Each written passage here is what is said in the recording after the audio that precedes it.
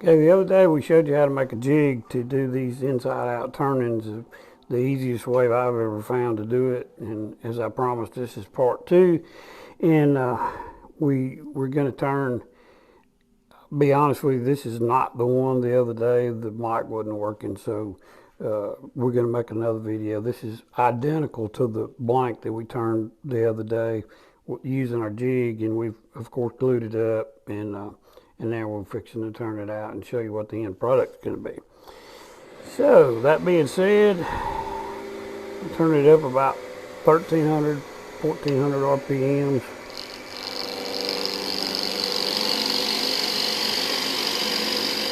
And guys, I always mark where your chuck is because you don't want to get your tool in your chuck. Very dangerous and not really good for your tools. Starting off with a round nose, heavy scraper. Can't tell you how much I love this tool. Of course, the first thing to do, we're going to get it all round. And at that high RPM, comes off really fast.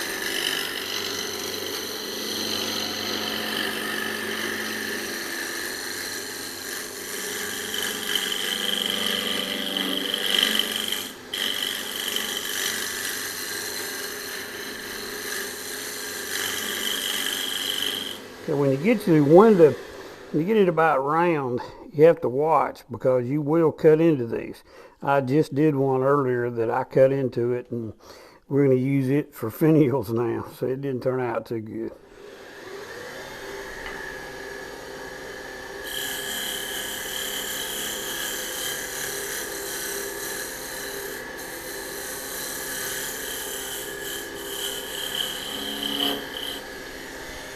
Now start doing a little shaping.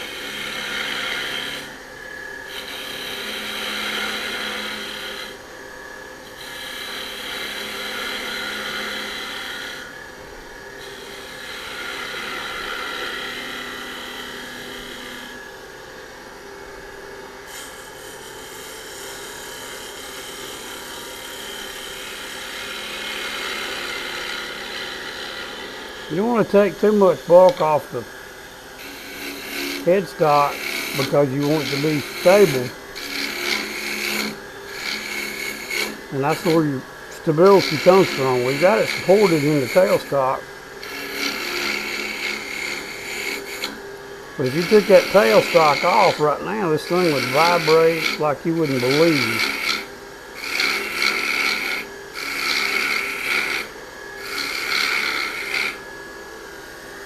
You look at the window, you watch the window.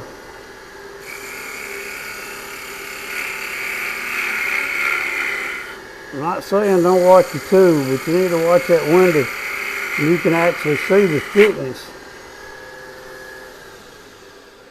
You see the thickness of your product. You got a little bit of square. We're going to take a little bit more off of that. We're nearly down to the finish, so I'm going to use this skew as a scraper.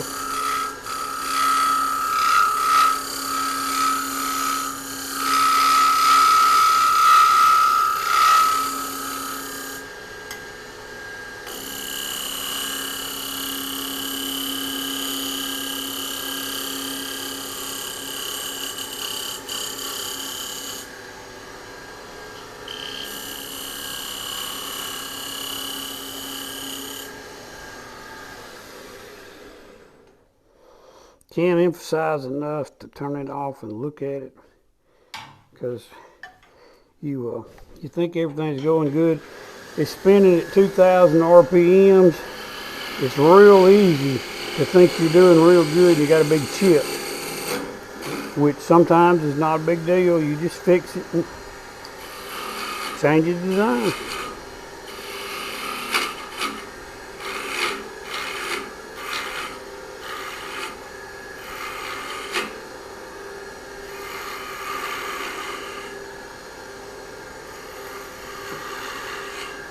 You know, you can watch YouTube to see a lot of good turners out there, and you get ideas for designs. I mean, you may not even save the recording. You get in here and you start turning the wood, and you start kind of seeing one of those designs you saw. And you say, aha, this is what I want it to be. Some of this stuff, you want to have kind of a plan, but I just like the wood to take me where it wants to be.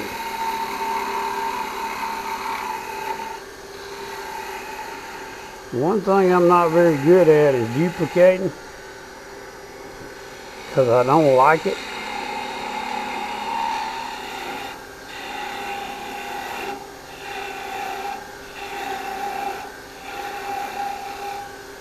As you'll see in later videos, my bowls, you wouldn't do very good buying a matching set because they don't match. You start turning a piece of wood, the idea comes across my head, and I just start turning, and that's what I end up with.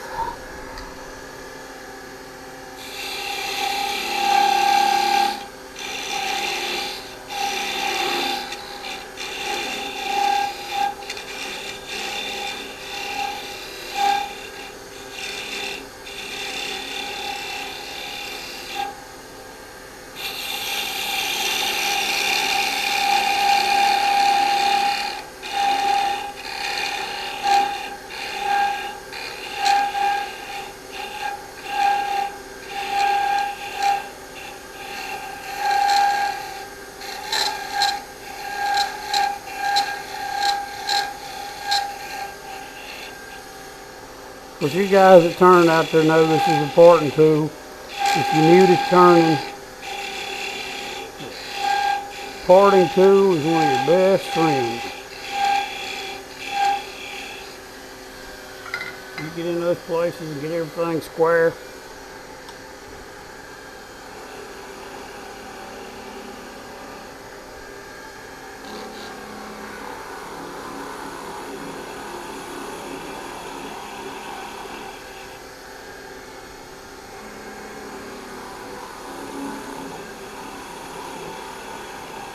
Good sharp little detail gouge here.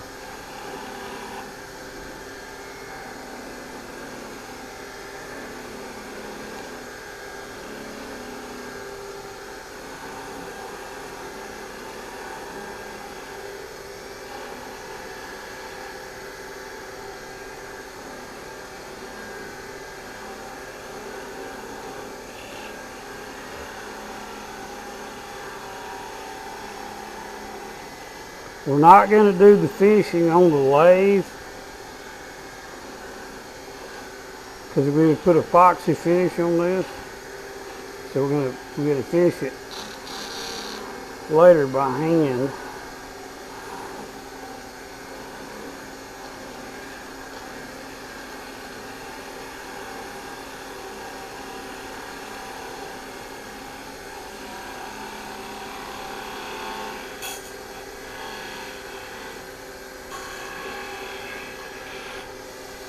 Okay, we got a sand.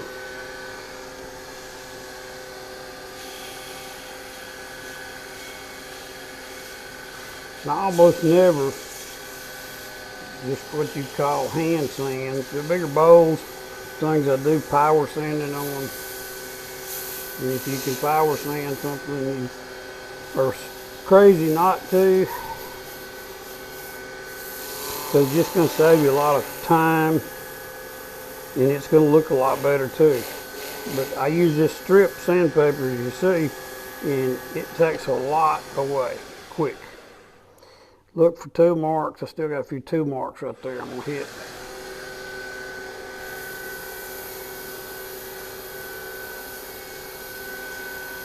And this is 120 because I don't have any heavy toe marks. A little place right there I need to fix. My detail gouge and get just a little more detail.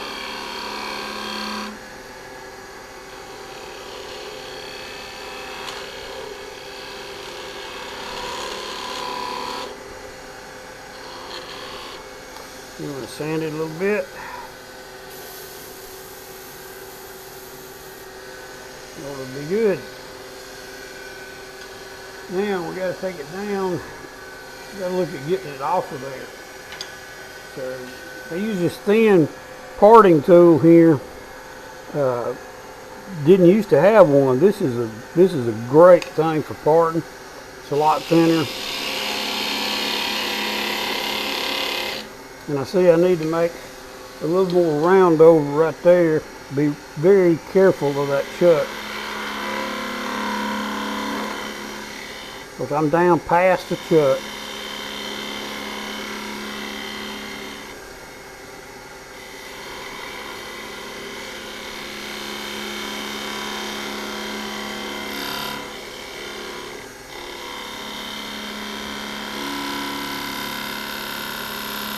Okay, we're ready to part it off. I'm going to turn the lathe down in just a second. I'm not going to part it off with that feed. Turn the lathe down so it doesn't go flying across the room.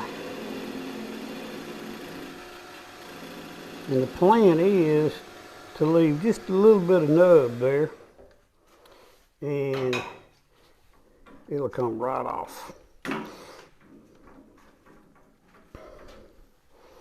And we'll take the sander out there. You could do by hand, or you could take a chisel or whatever. But as you see, it don't need much, and I'll hit it a little bit with a sander. This is something that eluded me for a while. Is how to make a cross on the lathe. And I'd look at these guys turning these things, and I'd say, you can't turn a cross on the lathe. Well, we're going to show you how. You're going to finish up with a bandsaw. Actually, it's not rocket science. It's like I thought it was. So we're going to stop and go over there. We'll video this on the on the bandsaw, and we'll show you what it looks like. Now, you want to leave a little bit of the color here. A little bit of the color. You don't want to just whack it off. So you kind of look at where it's at and do half and half. And line it up with that.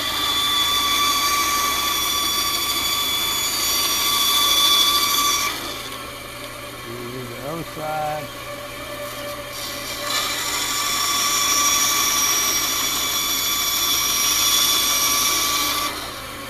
I'm going to take this little nib off from the lathe while it goes.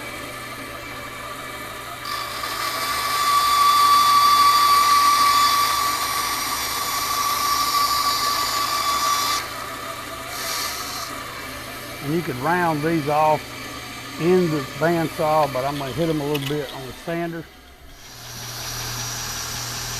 Kind of square them up. Just a little. Hit that top just a little.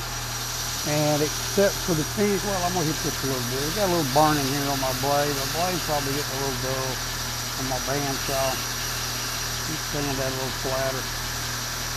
And just a little flatter. So we're gonna finish this later.